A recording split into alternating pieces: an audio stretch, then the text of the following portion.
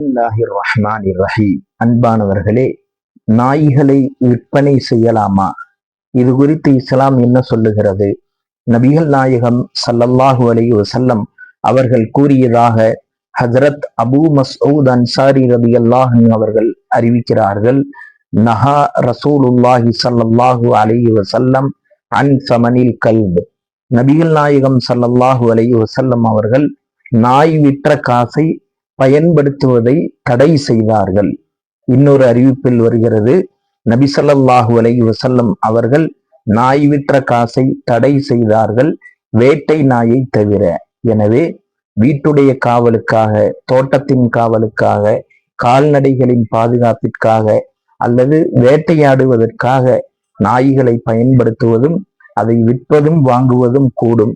இது அல்லாத காரணங்களுக்காக நாயை பயன்படுத்துவதோ அதை வீட்டில் வளர்ப்பதோ அது மார்க்கத்திற்கு முரணான ஒரு விஷயமாக இருந்து கொண்டிருக்கிறது.